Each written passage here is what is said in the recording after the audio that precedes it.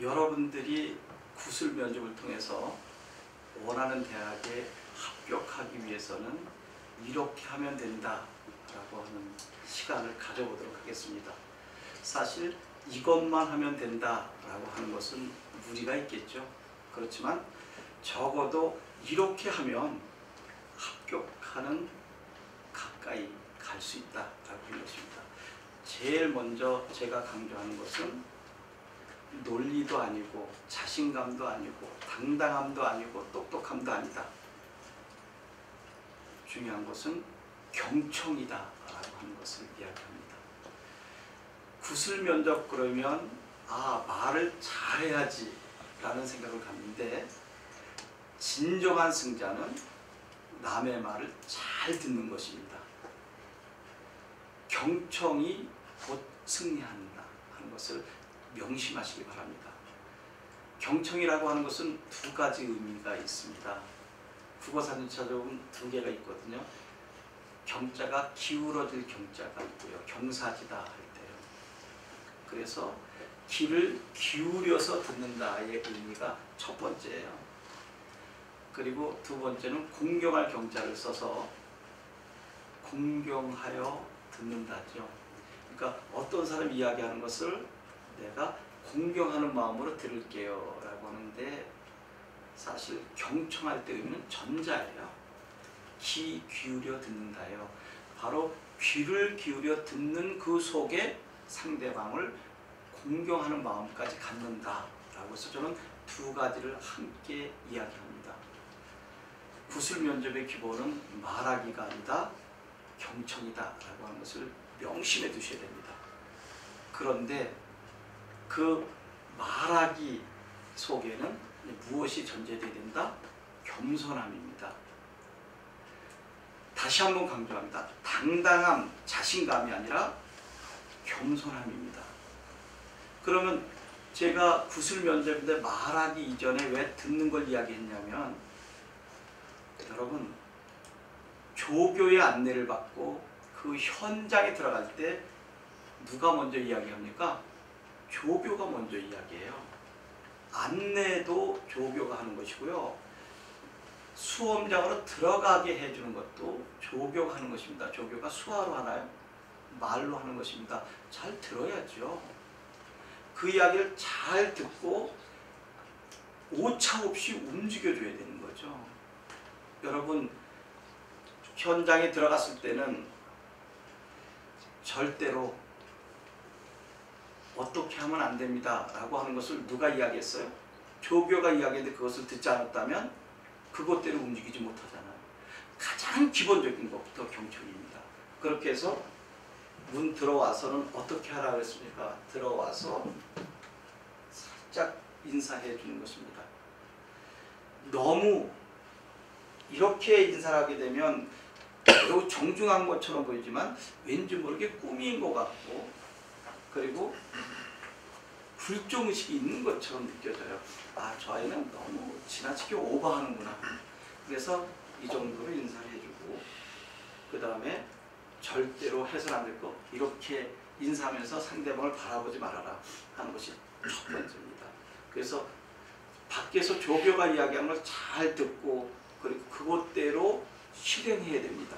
여러분 멋대로 실행하면 안 됩니다. 그것대로 실행해야 됩니다. 그러면 조교가 시키는 대로 들어가서 그것대로 움직이면서 교수님께 인사를 하고, 그러면 거기 앉게나 그랬을 때 앉아야 됩니다. 가서 의자를 쭉 빼면 안 되고요. 살짝 소리 안 내게 빼서 편안하게 앉으면서도 살짝 이렇게 인사. 그때는 겸손의 표현이죠. 그리고 자네 한번 소개해보게나 라고 한다면 이제 그때 이렇게 하는 것이죠.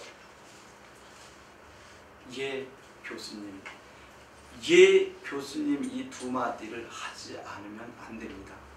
반드시 해야 됩니다. 그것은 상대방에 대한 예우입니다.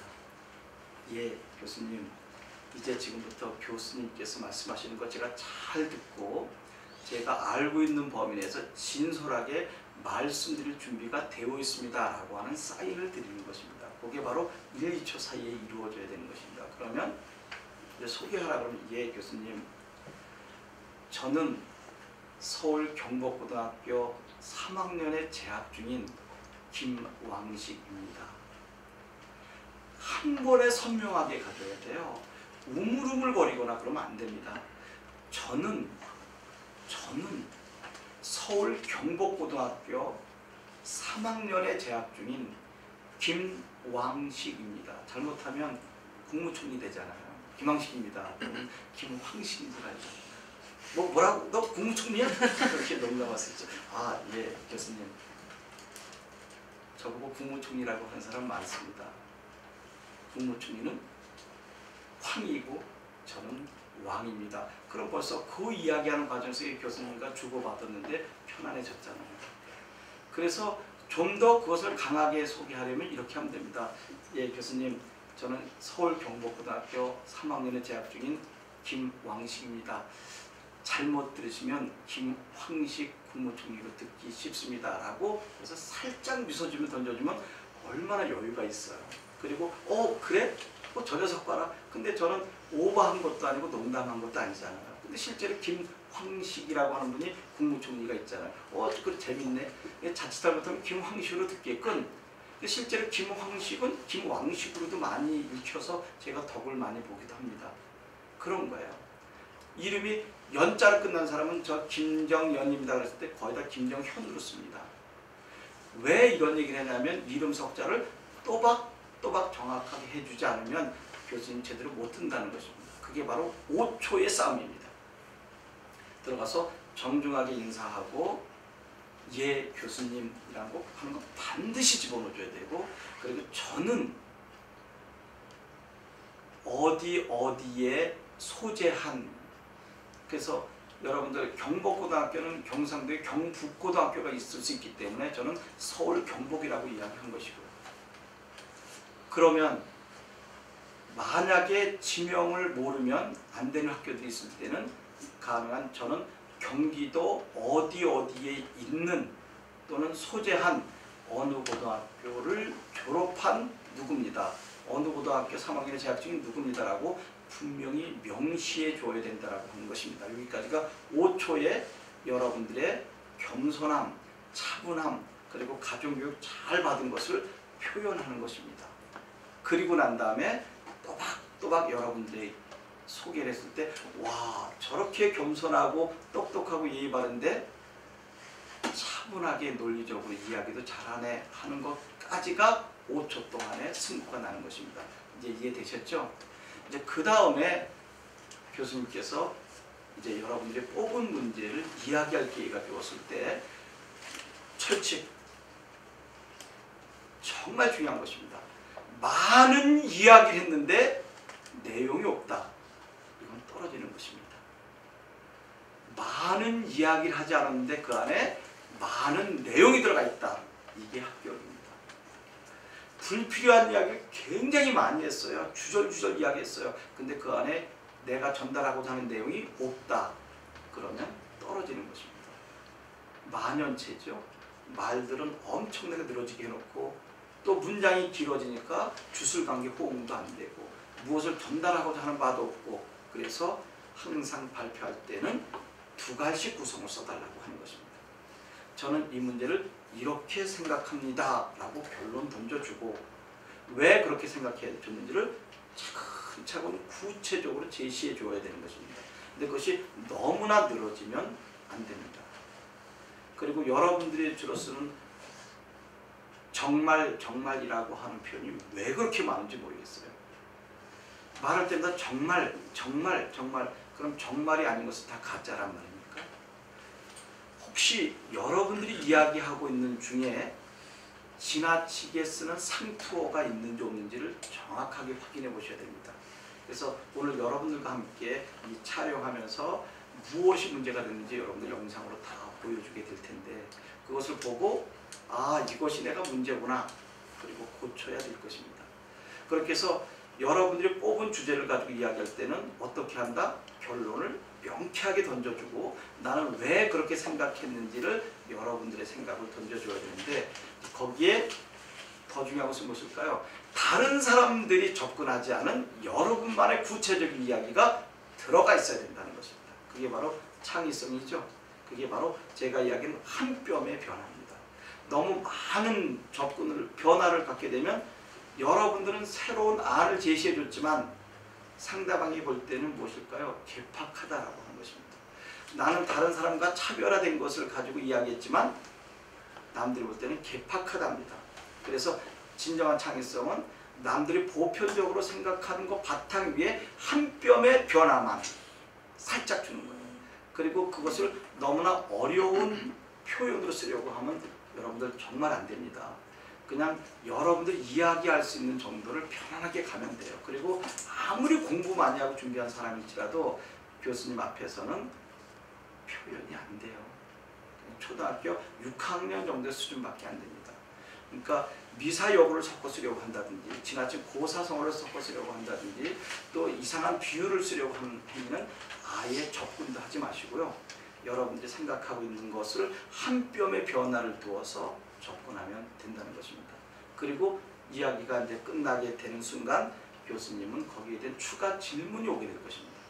진짜로 똑똑한 학생들은 내가 이야기를 하면서 추가 질문 어느 것이 올 건가지 예상해서 이야기를 전개시키는 학생이거든요. 그러니까 추가 질문은 두 가지가 있을 수 있어요. 하나는 내가 잘 못해서 교수님이 추가 돌발 질문을 던져서 나를 꼼짝 못하게 하는 경우, 진짜 고수의 학생은 아주 편안하게 진지하게 진솔하게 던져주고 내 이 이야기를 바탕으로 추가 질문을 교수님께 하게 하시고 내가 준비한 또 다른 것을 하나하나 접근하게 하는 방법이에요. 그것을 여러분들이 익힌다면 무조건 합격이 되는 것입니다. 근데 그거 그렇게 어렵지 않아요. 예를 들면 이런 것입니다. 이제 제가 공부하는 과정 속에 만약에 미국에서 교환학생을 갔다가 왔다. 그건 굉장한 메리트 아니겠습니까? 근데 제가 미국 교환학생을 갔다 왔을 텐데 그럼 재미없는 거예요. 예, 교수님, 제가 어떤 일로 외국에서 잠깐 공부하고 온 적이 있는데요. 너무 궁금하지 않으신가? 아니, 무슨 일이 있었는데, 그리고 어디에서 공부해 왔는데 되게 겸손하잖아요. 제가 무슨 일로 잠깐 외국에서 공부하고 온 적이 있었습니다. 제가 무슨 일로 잠깐 외국에서, 그러면 무슨 일인지 궁금할 것이고, 외국에서 그럼 어딘지, 그러면 내가 자랑하고 싶은 이야기가 무슨, 그리고 외국이 나오게 되는 거예요. 근데 내가 묻지도 않은 부분을 가지고 가서 제가 미국에서 교환학생을 있었는데 글쎄 누가 물어봤니? 이렇게 되는 거예요. 이게 굉장히 중요한 팁입니다. 내가 가지고 있는 장점을 먼저 던져서 상대방이 글쎄 저거 좋긴 좋은데 누가 물어봤나? 근데 내가 가지고 있는 장점을 밝혀야 되는데 밝히지 않고 살짝 건드려서 교수님께 추가 질문하게 던졌는데 내가 답변한 것일 뿐입니다. 그런데 엄청난 나의 장점이 드러나게 해주는 것이 가장 중요한 것인데 그 여러분들 잘 연구하셔야 될 것입니다. 그렇게 해서 이제 교수님께서 이제 내가 답변한 것에 대해서 또 다른 질문이 왔는데 이 부분 바짝 긴장하고 들으셔야 됩니다. 내가 생각한 바와 교수님께서 던져주신 추가 질문이 배치될 때 나는 이렇게 생각합니다라고 논거까지 제시해 줬는데 교수님께서 그건 뭐 이거 아닌가? 그럼 내 정반대 생각일 때 여러분들 100이면 100 다 이렇게 이야기합니다. 그게 아니고요. 여러분 맞죠? 여러분 나름대로 진지하게 이야기해 줬는데 교수님이 정반대 이야기할 때 얼마나 기분 나빠요. 그러니까 순간 앞에 있는 교수님이 아니고 평상시에 내가 엄마 아빠한테 기분 나쁘게 했었던 것처럼 엄마 그게 아니고 이렇게 가고 친구에게 이야기했던 것처럼 그게 아니고 내가 왜 그런 얘기를 했어 라고 하는 게 느닷없이 나오게 된다는 것입니다. 그때는 이제 떨어지는 거예요. 그럼 정반대 얘기가 나왔다 하더라도 어떡할까? 예, 교수님. 제가 접근한 부분에 대해서 교수님께서 그렇게 지적하신 분 제가 미처 거기까지 생각하지 못했습니다. 명심하도록 하겠습니다 라고 던져줘야 돼요. 이게 이제 합격의 비법입니다. 내 생각이 옳아요 소신이 있어요. 근데 교수님께서 정반대의 논리를 전개했을 때는 그게 아니고가 아니라 제가 생각한 부분에 그렇게 접근해 주신 부분 제가 잘 들었습니다. 그 부분 제가 명심하도록 하겠습니다. 그리고 상대방이 이야기한 것이 정반대지라도 수긍하고 인정해주고 겸허하게 받아들이고 그리고 자기 이야기를 펼쳐나가는 것입니다. 이것이 이제 교수님과 나와의 추가 돌발적이 나왔을 때 대처하는 방법론입니다. 이것을 과연 여러분 할 수 있을까요? 한다면 합격입니다. 그럼 교수님께서 야 일부러 던져줬는데도 불구하고 저걸 겸허하게 받아들일 정도로 여유도 있네. 녀석 봐라. 일부러 던진 거거든요 교수님은. 근데 그것을 여유 있게 받아 넘기네. 그리고 수긍할 줄 아네. 아 저런 아이는 교단에서도 학생들의 이야기를 겸허하게 받을 줄 아는 배려심이 있겠구나 하는 것을 감지하게 되신다는 것입니다. 그리고 이야기는 다 끝났어요. 그리고 난 다음에 여러분들 고맙습니다. 여러분 감사합니다 보다는 고맙습니다가 더 좋은 표현이에요. 고맙습니다 훨씬 고마워 보이지 않나요? 네, 고맙습니다 하고 그럼 이제 자네 마지막으로 할 얘기 무엇인가 라고 하는 이야기를 하게 돼요. 그러면 여러분들이 정말 감춰두었던 이야기를 짧고 명쾌하게 그리고 그 이야기하고자 전달하고자 하는 내용을 잘 담아서 꼭 전달해 줘야 됩니다. 그때 머리가 꼭 할 것이 없는데 그러니까 미리 준비하는 것이 구술 면접 아닌가요? 정말 이 얘기를 꼭 말씀드리고 싶다. 그런데 이 얘기를 이야기할 기회가 없었다. 그런데 얼마나 좋은 찬스입니까? 한번 하고 싶은 이야기 해봐라. 그때는 너무 늘어지게 하면 안 됩니다. 한번 마지막 기회를 준 것이기 때문에. 또 만에 하나 여러분들이 이 이야기는 꼭 좀 교수님께 전달하고 싶었는데 전달할 기회가 없다 그러면 이 얘기 안 하고 나오면 떨어질 것 같다는 생각이 들 수 있겠죠. 그럴 때는 교수님 죄송하지만 제가 한 말씀 드리면 안 되겠습니까? 할 때 하지 마라고 하는 사람 없어요. 시간에 쫓겨서 도저히 안 될 경우를 제외하고는 그래 한번 해봐라. 근데 길게 하면 안 됩니다. 그때 히든카드 여러분들 꼭 이야기를 하지 않으면 안 될 것을 겸허하게 말씀드리고 나와야 되는 것입니다. 근데 더 고수는 그렇게 제가 한번 말씀드릴까요? 라고 이야기하지 않고 지금 흘러가는 분위기하고 내가 준비한 거하고 너무나 동떨어져 있는데 이걸 어떻게 이야기할까?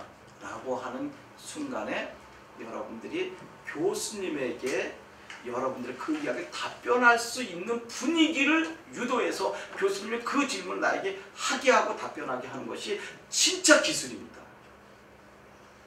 거기까지 준비하시면 얼마나 좋을까요? 이것은 여러분들 이 구술 면접뿐만 아니라 사회를 나와서도 너무 중요한 일 아닌가요? 내가 전달하고자 하는 바를 상대방이 물어보지 않았는데 어떻게 이야기합니까? 라고 와서 백날 이야기하면 뭐예요? 내가 정말 준비한 거 이것을 상대방에 전달하면 너무너무 행복하게 하고 그리고 정말 기발한 아이디어야 라고 하는 것을 준비했다면 당연히 내가 기술적으로 그분에게 이것을 질문하게 해서 자식에 답변하게 된다면 감쪽같이 내 것을 다 보여준 거 아니겠습니까? 그것이 여러분들과 이제 만약에 기회가 닿고 또 함께 할 시간이 있다면 그런 것도 충분히 숙달할 수 있는 시간이 될 수도 있겠죠. 근데 저를 만나지 않는다 하더라도 이것만 가지고도 충분히 부모님과 그리고 친구와 선생님들과 함께 초점을 맞춰서 가면 좋은 구술 면접 준비가 될 겁니다. 그렇게 다 마치고 난 다음에 어떻게 고맙습니다 하고 인사하고 나올 때도 엉덩이를 많이 보이면서 걸으면 안 돼요. 좀 어려운 듯한 표정으로 이렇게 정말 나는 가정교육도 잘 받고 우리 모교 고등학교에서 너무너무 교육을 잘 받은 사람입니다. 처음에 들어올 때와 똑같이 겸손한 모습으로 하고 가서 마지막에 살짝 인사드리고 문 닫고 가는 거예요. 문 닫고 나가서 무시무시하는 거 있습니다.